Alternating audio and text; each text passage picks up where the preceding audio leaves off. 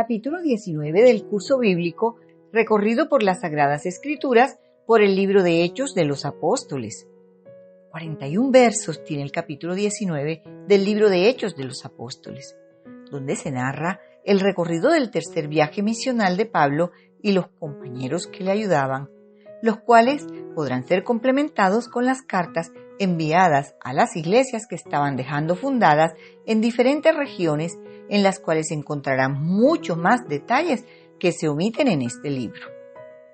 A pesar de que el misionero Pablo era guiado por el Espíritu Santo y donde quiera que él iba, estaba con él, se percató que sus compañeros que enseñaban la palabra no siempre hablaban del Espíritu Santo, tal como ocurrió en Éfeso. Leamos desde el verso 1. Aconteció que entre tanto que Apolos estaba en Corinto, Pablo, después de recorrer las regiones superiores, vino a Éfeso, y hallando a ciertos discípulos les dijo: ¿Recibisteis el Espíritu Santo cuando creísteis? Y ellos le dijeron: Ni siquiera hemos oído si hay Espíritu Santo. Entonces dijo: ¿Y en qué pues fuisteis bautizados? Ellos dijeron: En el bautismo de Juan.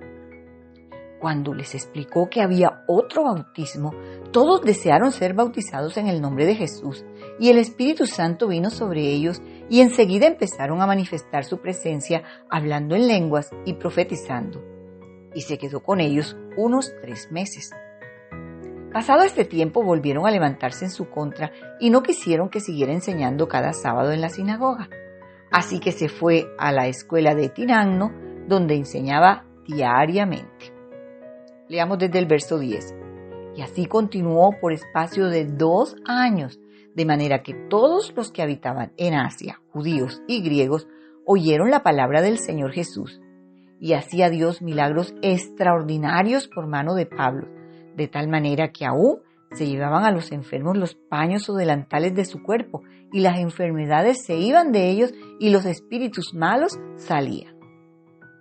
Así como algunos quedaban sorprendidos al ver el poder que acompañaba a Pablo, los convencía de que ese Dios que él predicaba era mejor que sus estatuas.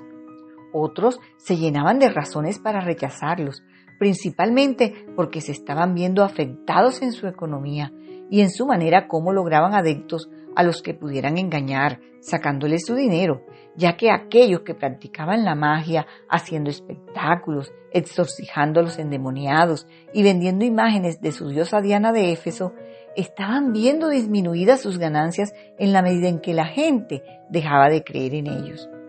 Por tanto, se declararon enemigos de los apóstoles, a quienes empezaron a perseguir con el deseo de apresarlos.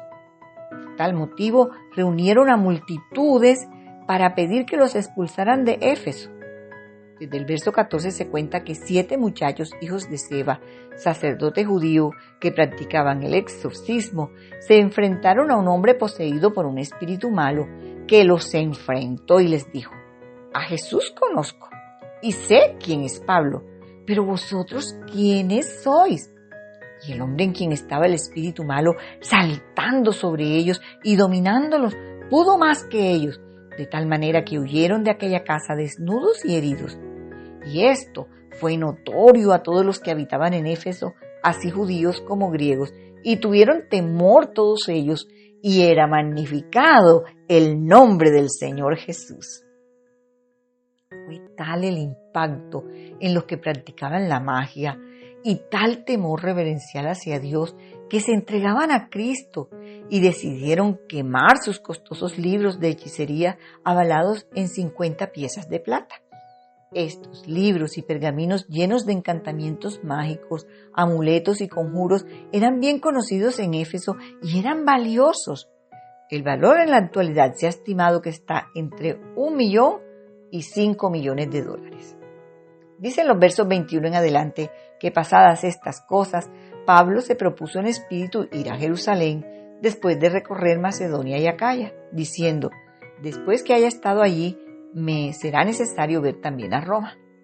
Y enviando a Macedonia a 2 de los que le ayudaban, Timoteo y Erasmo, él se quedó por algún tiempo en Asia. Estando aún Pablo en Éfeso con los discípulos macedonios Gayo y Aristarco, se les presentó un problema muy grande, porque un platero llamado Demetrio, que tenía un negocio muy próspero vendiendo imágenes del templo y la diosa Diana elaborados en plata, había visto disminuidas sus ventas.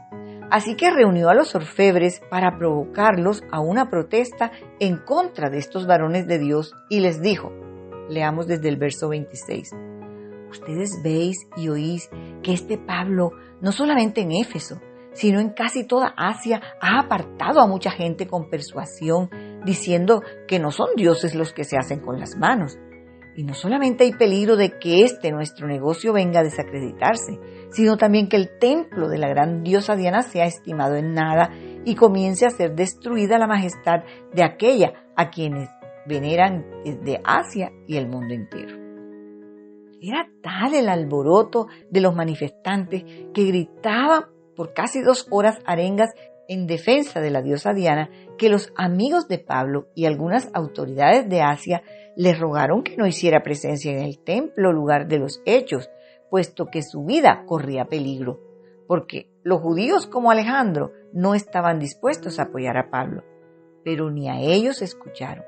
Había entre ellos un hombre importante, que tenía autoridad sobre ellos, tal como lo relatan los versos 35 en adelante.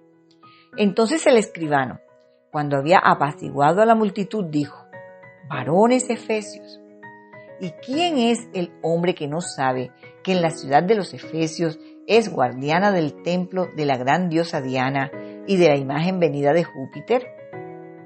Puesto que esto no puede contradecirse, es necesario que os apaciguéis y que nada hagáis precipitadamente, porque habéis traído a estos hombres sin ser sacrílegos ni blasfemadores de vuestra diosa.